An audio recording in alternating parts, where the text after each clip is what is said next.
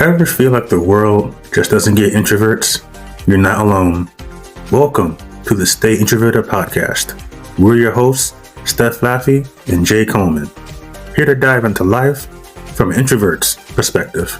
Each week we break down everything, from relationships and work to social dynamics and self-care, all while busting myths, sharing personal stories, and celebrating the quiet power of introversion. So, if you're ready to embrace your introverted side, let's get into it. All right. Welcome back, everyone, to the podcast. I am Jay, of course. Steph, how you doing?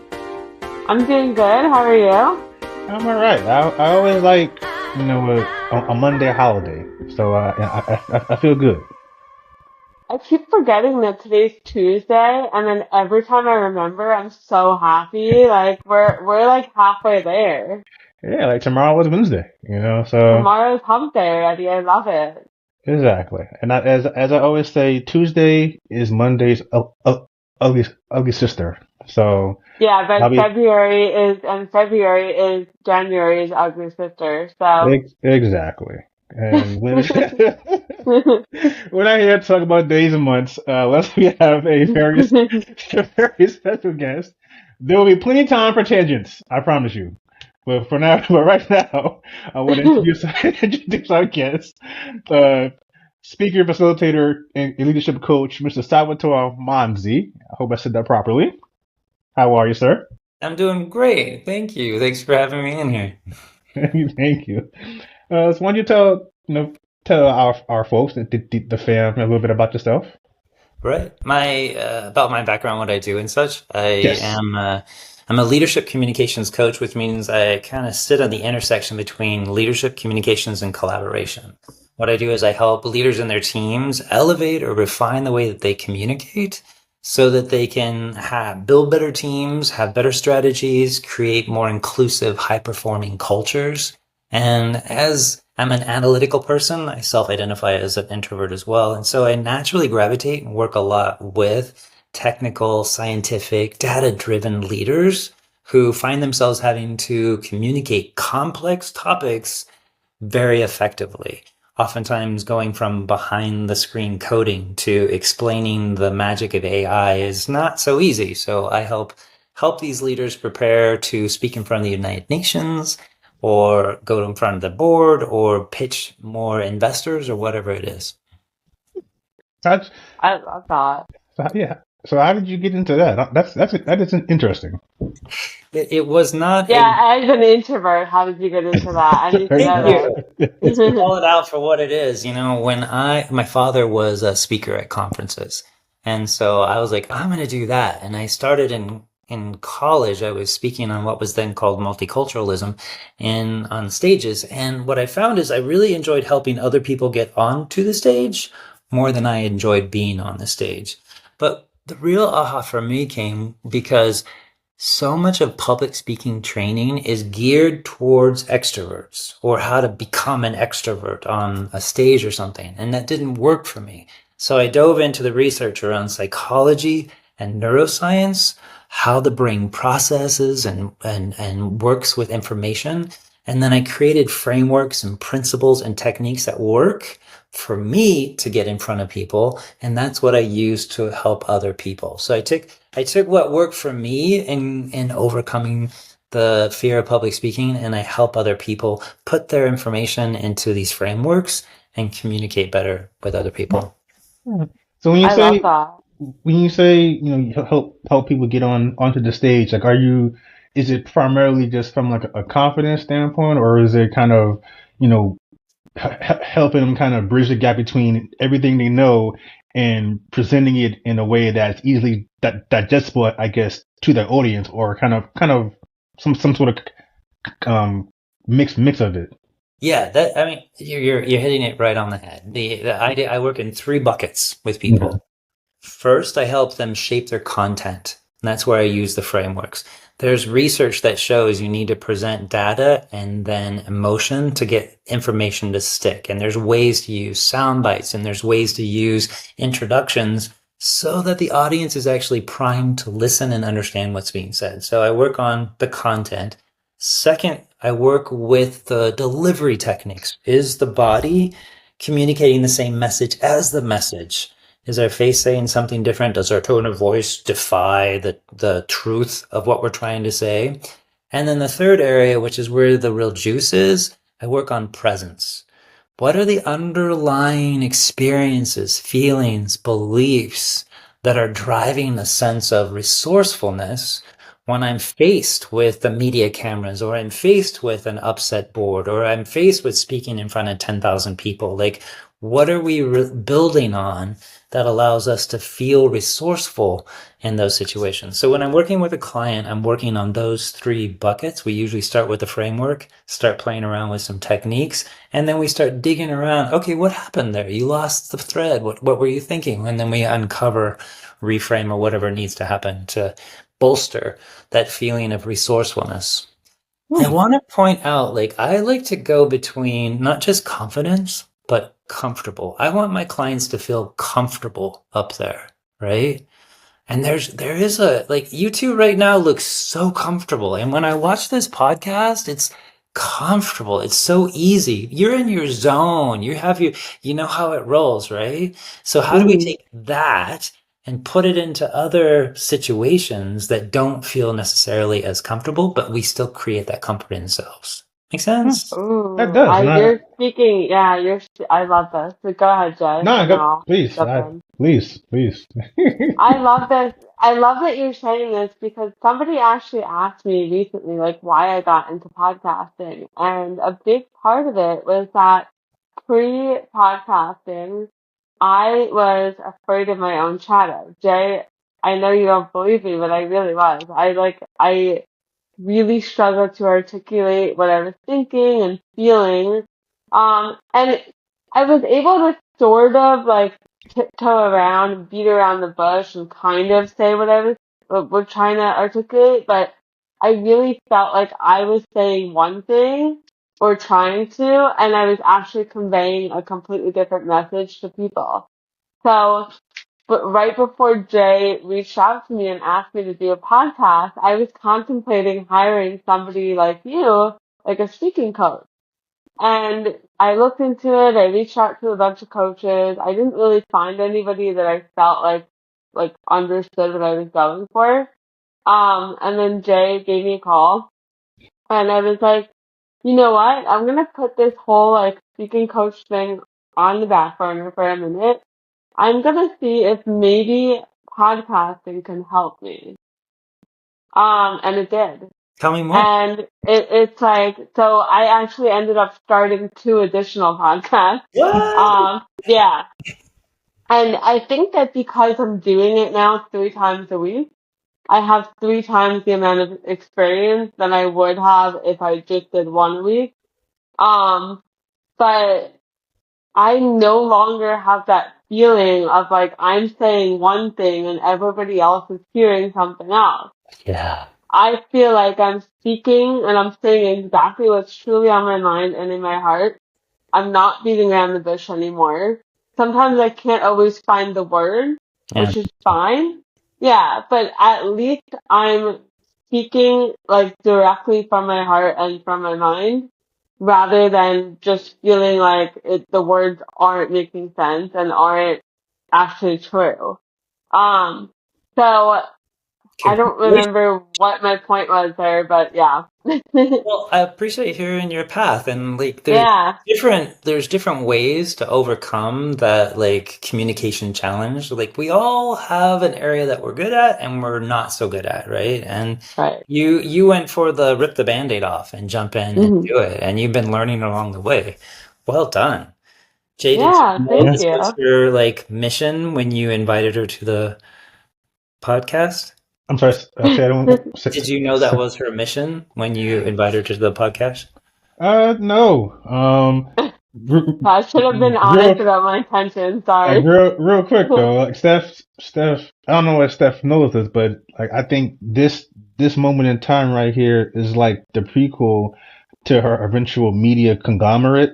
So I'm just happy to be here at the beginning of the journey. All right.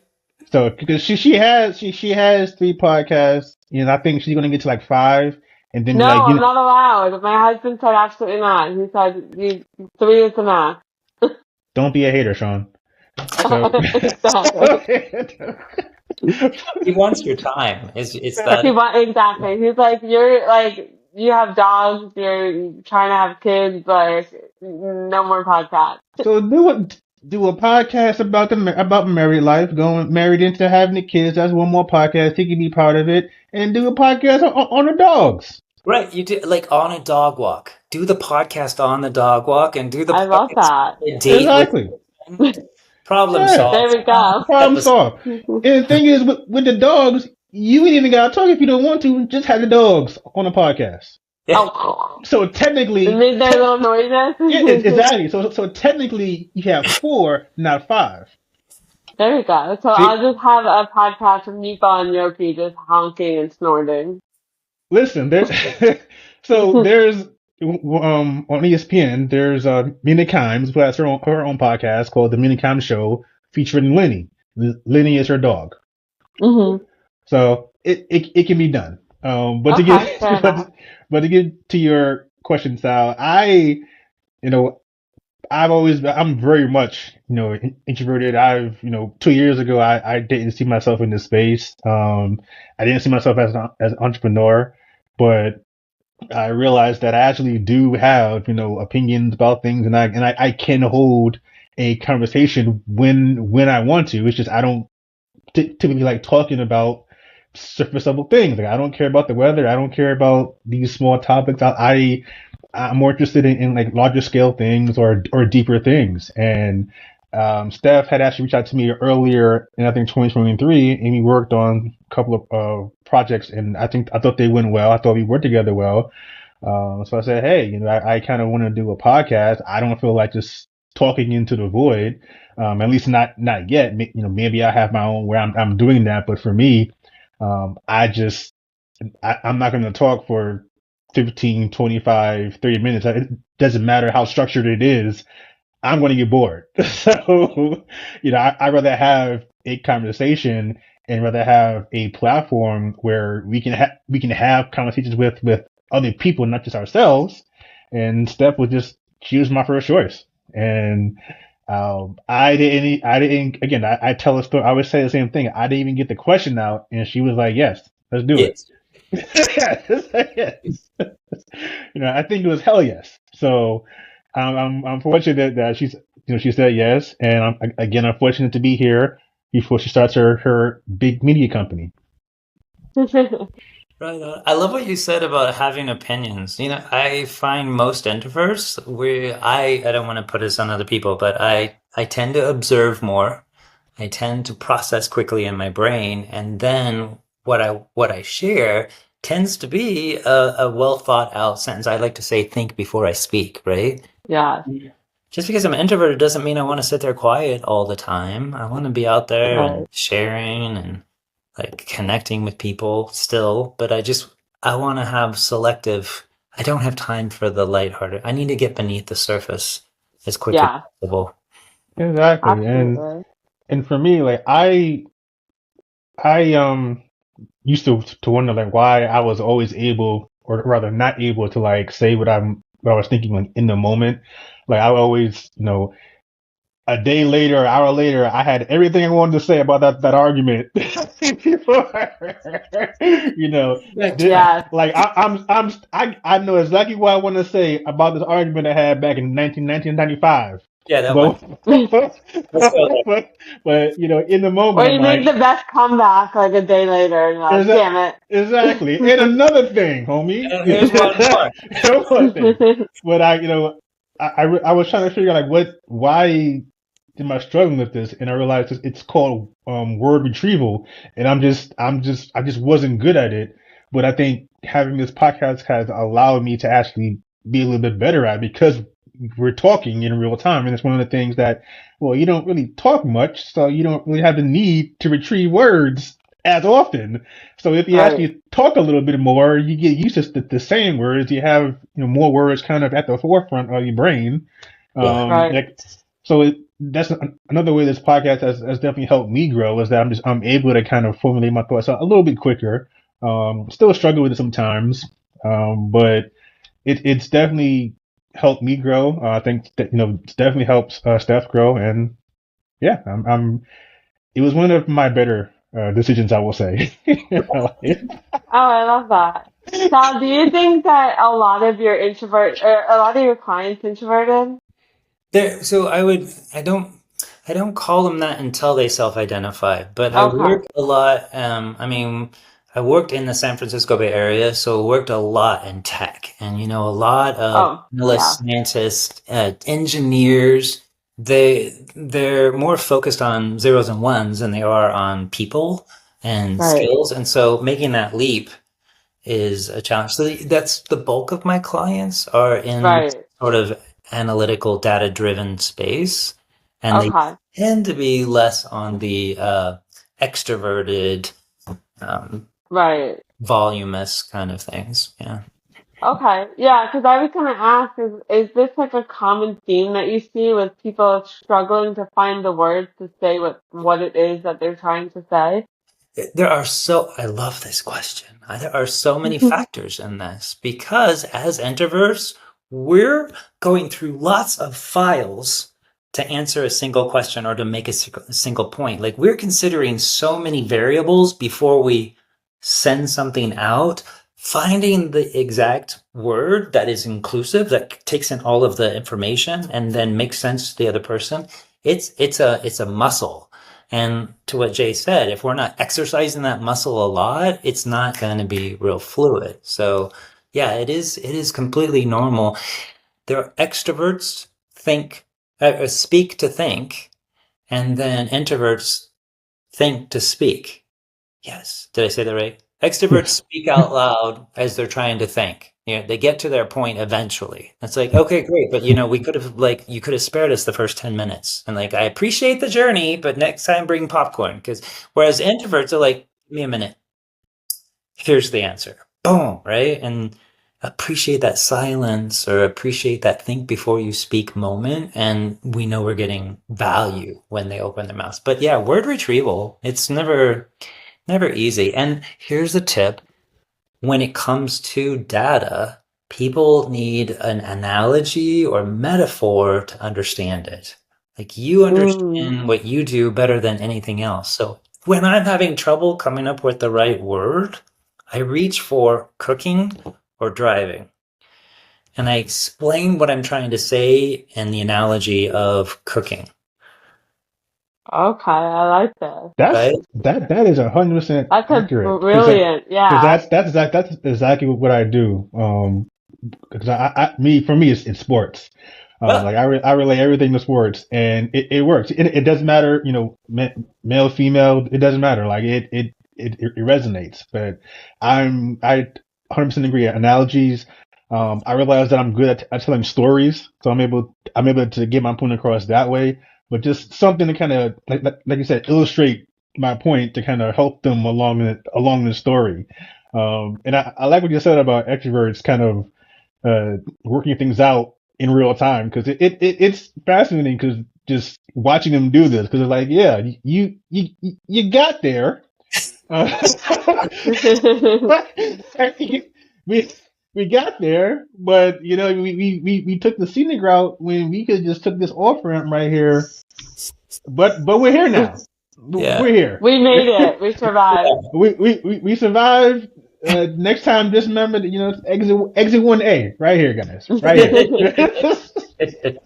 That's so funny. It's You know what's interesting is like my whole life, especially in the corporate world, and this is I think where I got so in my head and so uncomfortable, is the corporate world is really made for extroverts, I find. Especially when you're working with a bunch of men and you're young, like I work with mostly older guys oh, and I'm a young girl. So most of them are extroverted and then there's little shy, little old me. So I would often try to, like in order to impress them, I would try to act extroverted even though I'm not. And so I found that I was often thinking to or speaking to things.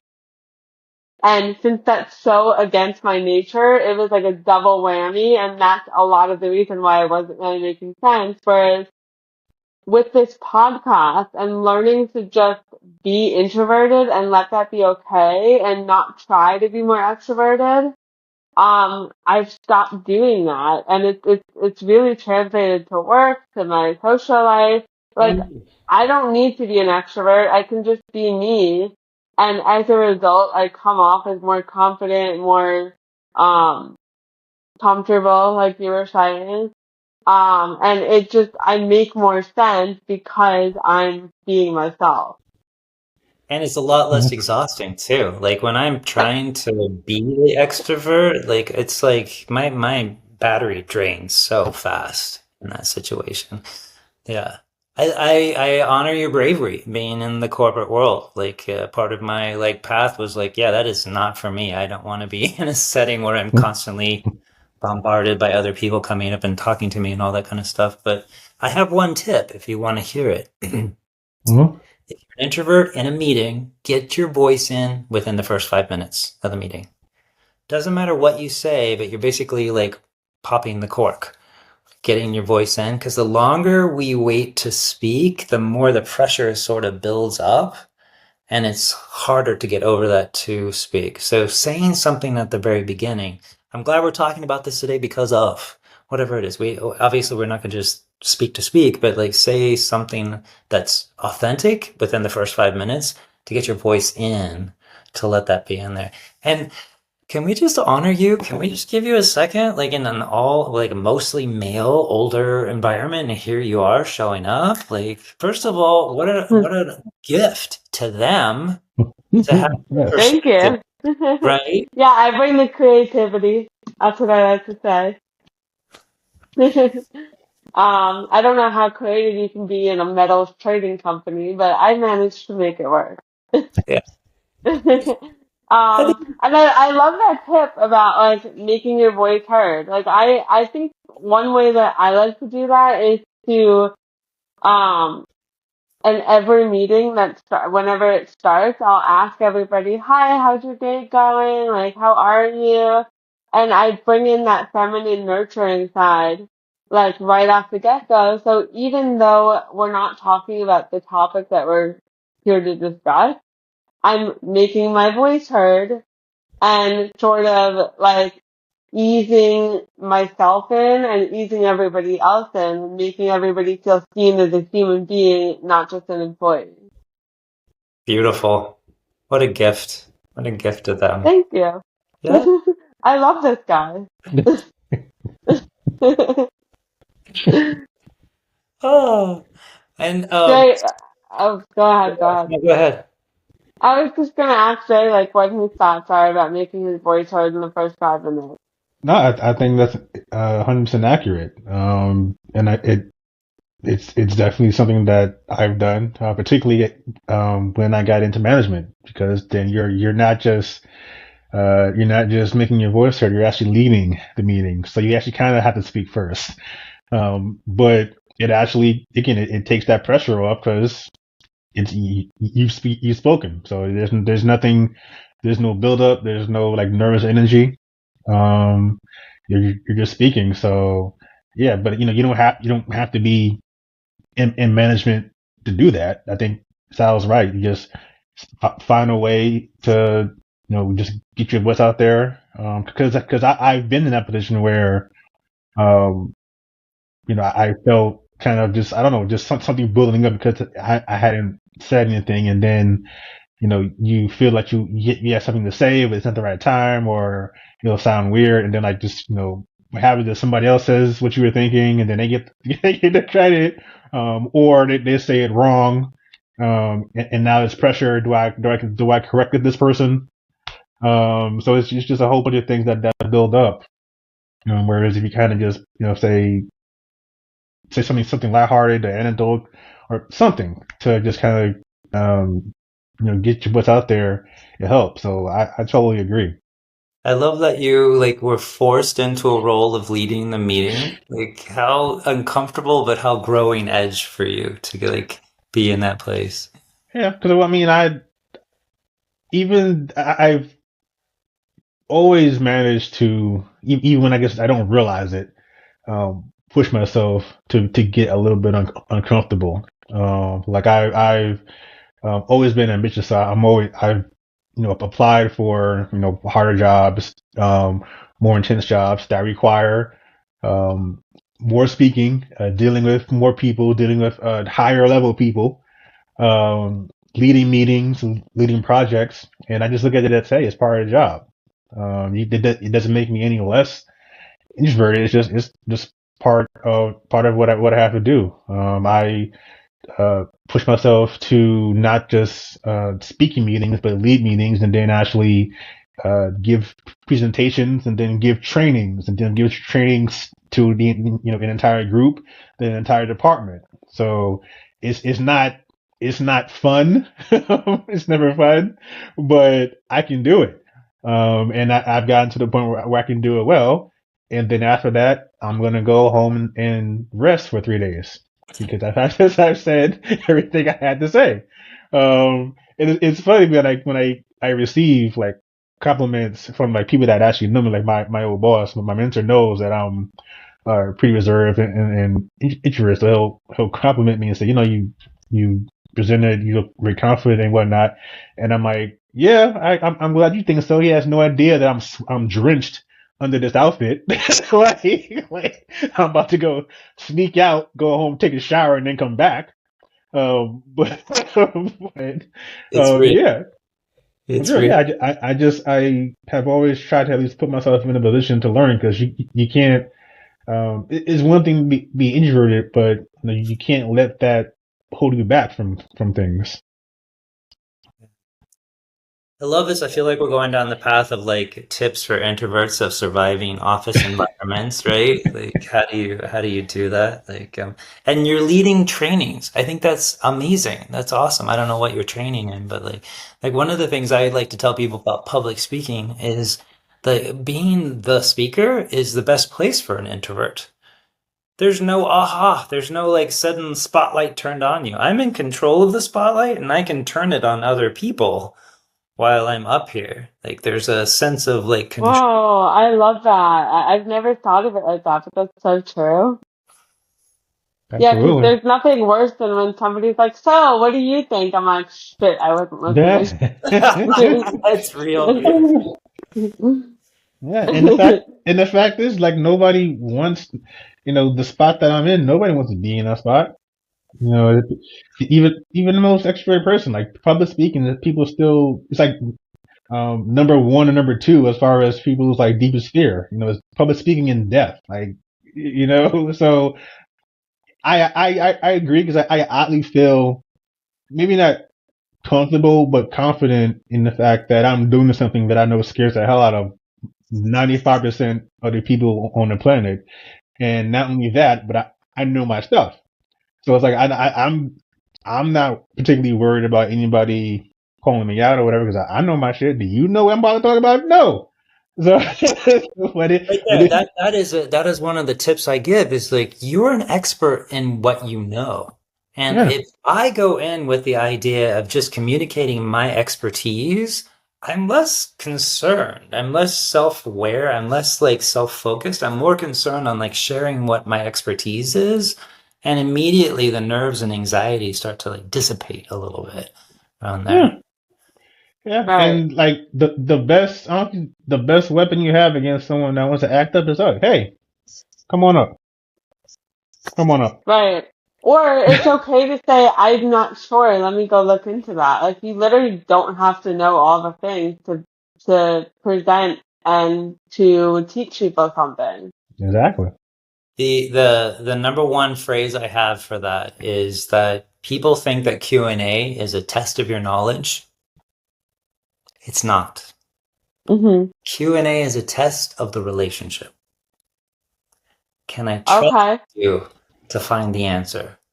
I don't expect you to be Wikipedia, but if I ask you a question, I'm not challenging you or like if you know all the things. Right. I'm testing to see if like, hey, can I trust you to partner with me, collaborate to get to an answer? And when I change that perspective and look at it as like, hey, I don't know all the answers. I don't even try. but I am here and committed to helping you find that answer. So Right. Like, I am the one to be the resource for you to get to that answer. And I might not know that right now or today, but I will find out for you. Right. Absolutely. That's I love that. yeah. I wonder if a lot of introverts struggle with that, with like feeling like the reason that they can't speak is because they don't know everything and don't have the capacity to know everything. But I think that we need to bust that myth right now. Like, you don't need to. You don't like it's the two edges of what I just said. If I'm like relying on, hey, this is my expertise and I'm just speaking, I'm just sharing my expertise, but then it can lead me to believe I can't get anything wrong. I can't not know something. So I am speaking from my expertise, and I also know there's a whole world out there I don't know yet, and I'm ready to work to find those answers. Right. I don't trust people who act like they know everything about a subject. Like, I'm sorry, I think you're lying. It was in New York City actually, and I was sitting there having lunch at a restaurant, and it was a new waitress, bless her heart. And I said, "Oh, well, what is the soup du jour?" And she goes, "Oh, it has little du jours in it." I was like, "Oh, would you mind checking with the chef on that?" That is so funny. It's so cute. Like people, but instinctively, like whatever it is, we don't want to get answers wrong, right? So we'll make up stuff to like. Oh my God. I probably should be sharing those stories, and I know that person. That's so funny. So far out there. She was probably mortified once she found out what that meant. But you know what? Sometimes you gotta learn the hard way. That's so funny. I've had many moments like that where I've just like tried to like look like I knew what I was talking about and completely got called out in the process. I do not make that mistake anymore. Yeah, I don't go into trying to make sure that I know everything about a topic. I make sure that I know what I want to say, how I want to say it. I I feel the same way about questions. Like if I don't know something, I'll say I don't know. I write it down. I'll get back to you.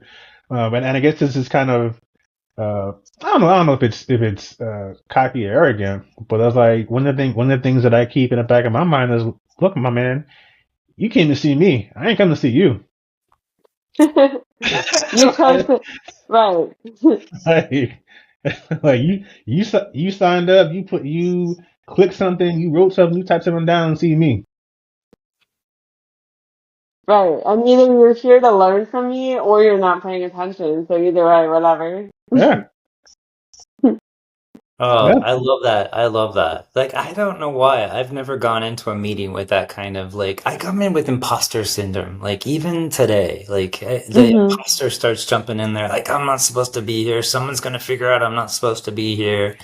Like, how do I deal with that is what like drives me to keep finding new tools and techniques to keep get to where you are, Jay, like my hero right now. I mean, that's just like if I know I'm giving a presentation, or if I know I'm giving if I'm presenting something, yeah, like that, I know that I have an audience. I'm not going to see them. They here because of me. It's just like I'm not trying to be cocky. Just that's the fact. Like I love it. Like, yeah. It almost makes it worse. They're here to see me. Oh God, I better not mess up. Like, oh man, like what if I it heightens my anxiety. I want to take a spoonful of whatever you're taking, Jay, and like I think I'm gonna next time. I'm like, I don't care. You're here to see me. That's so funny. It's like, but not for this lecture, or but not for this training. I will be seeing you. What are you doing? That. What are you doing besides sitting here watching me? Nothing. Jeff, we're gonna have to get like a coffee mug that just says that. I know. You need to turn this into merch, though. What? I'm adding that to the wish list. You came to see me. I ain't come to see you. You came to see something me. Like that. No, just you came to see me on a T-shirt. That's perfect. You're here to see me. I love it. What was I gonna ask? Damn, I just had a really good question and it went right out of my brain. I have one that Um, looked. Oh, do you have an? yeah, go for it. No, I'll remember What are your like self-regulation techniques? Like, what do you do when you're in a situation where it's requiring a lot of extroversion? Like, how do you self-regulate, and then how do you recover afterwards? Like, what's your it. go-to? Ooh, I don't know that I consciously do. That could be a problem. Maybe that's why I'm so tired after every meeting. Um, but I guess if I'm like thinking about it, and now that you've made me aware, I'm definitely gonna come up with 35 answers tomorrow. But like in Right? the moment, I can't. I do know that I rely on humor, a lot. Like if I'm uncomfortable, I immediately go for the laugh, and it works. So I guess I'm funny. I don't know. I'm able to make myself laugh, which makes other people laugh, so that works. Kind of takes the pressure off. Um, like I said, I'm sure I'll think of a million things tomorrow, but that's what comes to mind. Cool. Uh, Cool. Yeah. for me, I'm not forcing myself to have a conversation or necessarily be social. And it really in any sort of social setting, like unless I'm really close with like the person that's hosting it or doing it, I tend to just kind of ease myself into it anyway. Like I'm not rushing. Um, if I get overwhelmed or if I get drained, I'll just take a step out. I'll take Mhm. remove myself and then come back, or not. I've kind of gotten to that place where I'm a lot more in tune, I guess, with my social battery, and also just of kind of how far I will and won't extend myself, depending on the situation. But I also kind of been fortunate in the sense that I've never really, and this is kind of it's good and bad. Mhm. Like I don't have to look too far to have a conversation because for some reason introverts are like a magnet for people. They just kind of come up to you and talk. At least that's been my experience. Like if I'm at a icebreaker or any sort of social event, I will bet money I can go stand in the corner and chill, and within like 10 minutes they'll be like, yeah, Yeah. yeah, and it's like I don't know what it is. Because I don't know. I be minding my business. Like who is this big dude just off in the corner, not saying anything, eating some shrimp, and I Well, don't know. I don't want to say I know all the answers, but from what I've learned in research is introverts tend to be more calm, tend to be more observant, and tend to be great listeners. And so when you go into a room, you can see who's calm and who's being a little bit more observant. You know immediately I'm safe with that person. And people will gravitate to that as an anchor in a social space because like, oh, let's go talk to Jay. He seems like he could be a really calm presence to be around. And I don't know. I gotta be honest, Jay, if I saw you and you were wearing one of your t-shirts, I would definitely be coming right over to you. I mean, like 100%. I swear, the more am I on mute? No, I'm not. Okay, sorry. Whenever I wear that shirt, Jay, the kind of social, kind of not, the number of people that come up to me and they're like, "Are you social today?" I'm like, "No." But I'm more not today. That's why I'm wearing the shirt. But yeah. It's interesting because um, like I don't really go too far out of my way to like meet people, make friends, whatever. But people know me. Like people know Jay. Oh, okay. Like Very, ah, very humble. listen, I'm a humble mofo. You know this. You know this. You know We've this. talked about this before. I know you're the Yeah, most yeah. humble. Yes, I'm the most humble. I say that humbly. Um, but when I was working in California, like we had this mentoring program, and I joined, and one of my coworkers joined, and she actually linked up with someone I knew him, but we had never really like talked. He was like the assistant director of finance, but him and I shared a connection because we were both from Queens, and they had like this opening ceremony for the mentors and the mentees, and I was sitting with my coworker, and tell me why this man walks to our table, sees me, and like, "Hey Jay, what's going on? How you doing?" Doesn't even recognize that the person next to me is his mentee. It walks Oh off. no. It walks off, and she's like, "Wait a minute, how do you know my mentor?" And I kid you not, all I could say was, "I'm Jay." There's another T-shirt right there. I'm Jay, baby. Like that's what. Hey, like she had to Everybody knows me. that's honestly like that's kind of how it is because like I can't remember anybody's name, but people know me, and she literally had to get up and go chase this man That's so funny. and like I was like, I'm sorry, I apologize. I'm sorry that he's my friend too. I apologize. That's so funny. He was Oh mad at my me for like 2 god. days. He Oh said no. he said I stole her mentor. I'm like, listen, man. That's I'm so I'm funny. I'm good people. I just don't like people. Is it hey? They could probably feel that, and they're just like, I just want him to like me. Yeah. It's like cats. If the cat knows you don't like cats, they will come and sit on your lap every time. You Right. really will. Oh, Yeah. that's so true. That's interesting. Mm-hmm. I wanna quickly ask you, Sal. You said earlier, this kind of goes switching gears a little bit, but you mentioned earlier that one of the things that you teach your clients is about matching like your face and your body language with what you're saying. And I have noticed this whole time that you definitely do that. Like you definitely live what you teach. So I'd love to like hear a little bit more about what you're teaching, what you're talking about when you mention that, because I know what I've noticed, but I'm curious to hear like from you what you're telling your students and your clients. It's I appreciate this, and I wanna ask specifically what you've noticed. Yeah, yeah, yeah.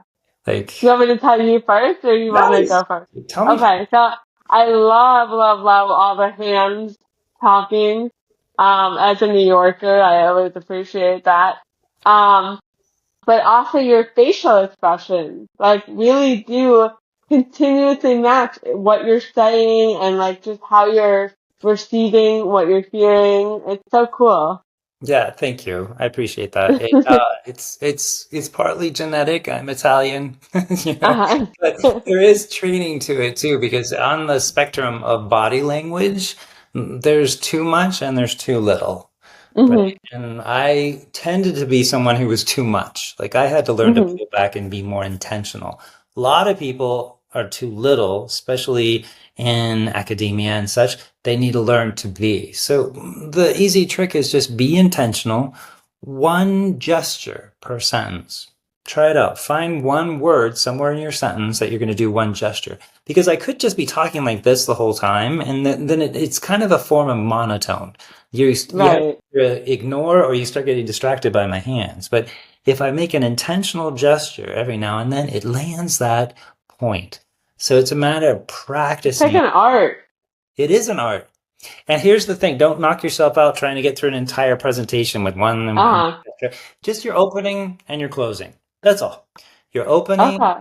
and your closing. Think about one gesture that you can throw in the beginning and one gesture you can throw in at the end. Now, I'm going to give you a part Right. two to this because we're virtual right now. Fun fact, neurologically, we want to see people's palms. Unless I see your palms, there's a part of my brain. It's primal. We can't reprogram it. It's primal. We are concerned that you have a weapon.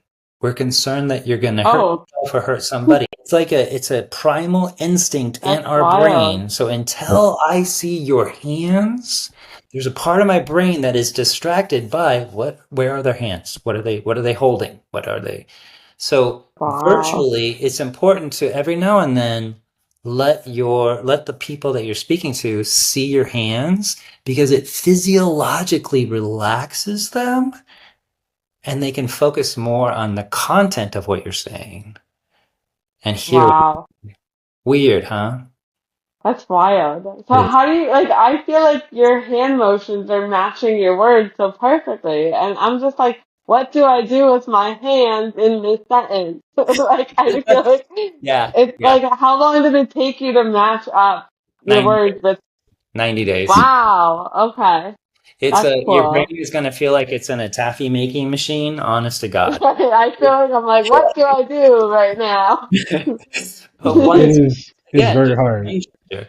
Like once you start doing it on a regular basis, and just think like Ah, tomorrow, I'm just going to try one time to put a gesture with a sentence, and then the next okay. day, keep building up, and it'll become. Yeah, I mean, this is years of training. What you're saying right now. Right. Yeah. So I have a Yeah, it's question. like so perfect. Oh, please, no, stop. Don't stop. I love this. Keep going. No, it's too much. You're too much. So I love it. I have a weird question. I love this. So like if like you said, it's important to show your palm so that people don't think people don't think you have a weapon. So like, what happens if you like give an entire lecture like holding a bat? With what? A bat. Like Holding it back. so like Well, I you're mean, giving What have you ever seen this before? Like is this what what you're planning for tomorrow? What is this, the budget proposal? Right here. I'm just saying. I like opposites and extremes. So it's like if people want to feel like you don't have a weapon, what happens? Okay, if you actually have a weapon and you're just walking back and forth with the bat, giving your giving your lecture on discordant sales.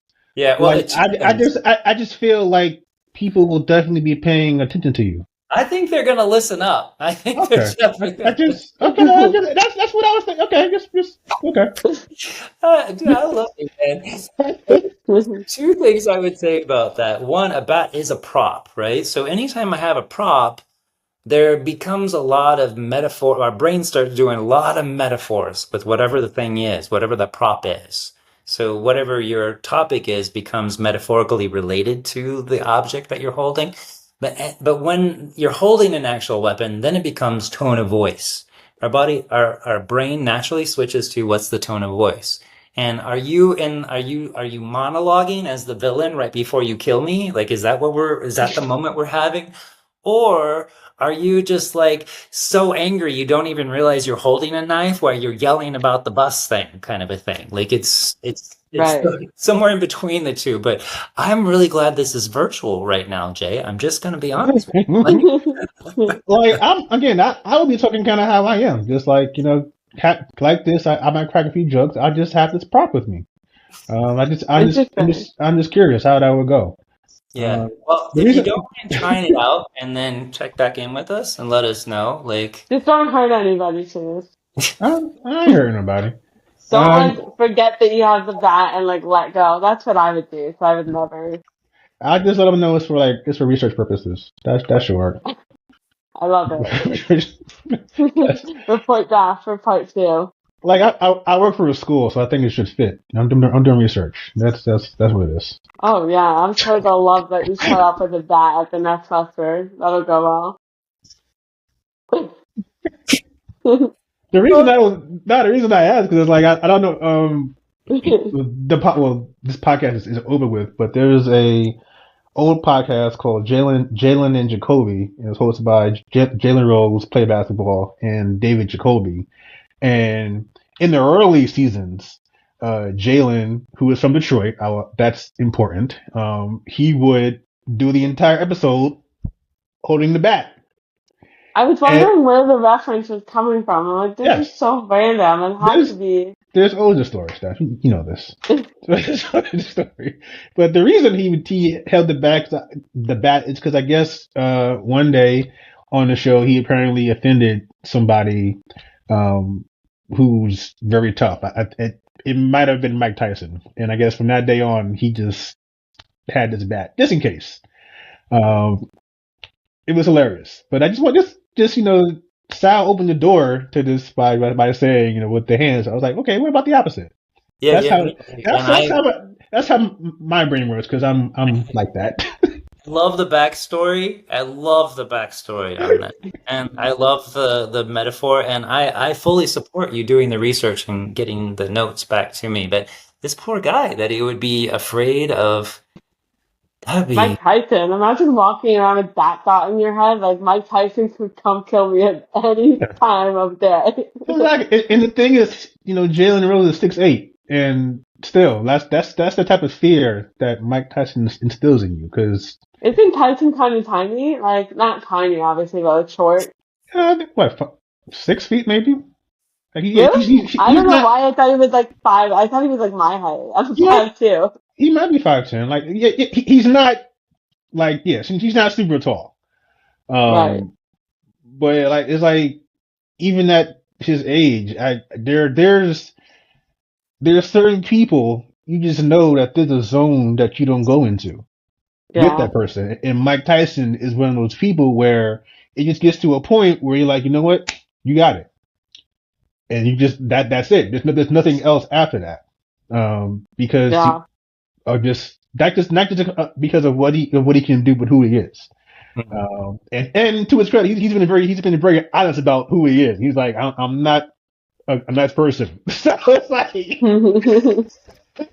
he said this, like, I'm not a nice person. I know how I am. That's why I'm over here. Now, if you want to come over here after I told you this, hey, That's on you. that Yeah. really is. it's on you. Oh my gosh. If Are you you punch happy it, with the Super Bowl? Speaking about sports, I'm happy Which with one? Like this year? what Steph is. Didn't you man win a couple dollars? Yeah, so my husband bet big on the Eagles, which I don't really know what. I guess the other person doesn't pay attention to sports because I don't know why. I guess maybe the over under was in the Eagles' favor. I don't really know. But that was a blowout. And the second they started playing, he was like, "Pretty sure I won this bet, so I'm gonna take you for dinner on Valentine's Day, like a nice dinner." So I was happy. nice. Had he bet on the Chiefs, I would not have been happy about this bet, but he's smart when it comes to sports betting, and he made a good bet. Yeah, I don't bet, but I guess I'm happy with the results. For this reason, like I'm not an Eagles fan. I don't root for Philly because New York, but I I'm am also. surprised. I feel like most of my friends are Phillies fans. I mean, Are or they Philly sports fans. are they back? But are most of your friends from like Penn State? Oh yeah, that's true. That might have a little bit to do with That's it. true. Yeah, but like for me, I was not a fan of the way that the New York Giants treated Saquon Barkley. They basically said, go out and see if he can do better, and he did. And not only that, but they actually recorded this, I guess, on Hard Knocks or whatever. And just the way that they treated this man over his contract, I'm very happy for him that the very first season, he like sets a record for rushing yards. He wins a Super Bowl. So, congratulations, New York Giants! You built a Super Bowl championship team. Oof. Yeah, well, I mean, I'm happy for Saquon too as a Penn Stater. So he belongs with TA. Yeah. Uh, other than that, it was pretty decent. I actually have gotten more into commercials over the last 5 years, so Hmm. um, wasn't too impressed with this year's crop, but Hmm. Yeah. What about you? What did you think of the Super Bowl? I heard it happened, and Yeah. I Yeah. I'm not into sports at all, but I am fascinated. I'm from Kansas, so I feel like I should have been Okay. reading. But I kind of feel like after three times or two times, whatever many times, it's like past the torch. Right. I'm tired of this, and so I was Right. glad. I was also glad that it was in New Orleans and people were happy about it because I was in New Orleans one time when they lost, and boy, New Orleans is depressed. Like I don't think of New Orleans as being a depressing place, but after they lost, it was a horrible place to be. So I'm glad Oh, that the team that people wanted to win won, and then I bet New Orleans was just like going off and fun. So oh yeah. sort of a I love Nola. I Yeah. think part of like I mean part of I wanted the introvert question in there was the I don't think I really get into sports because I don't like the loud parties watching sports. Mm. I was wondering, do either of you like watch in a big Super Bowl game kind of like environment? Nah, I Uh-uh. typically like to watch by myself, or if I have to be with others, the smaller the number, the better. I have gone to like watch parties, but I'm typically off to the side with snacks. Yeah, I can't hear her. Do you hear her? Steph, think you're on mute. Oops. We cannot hear you.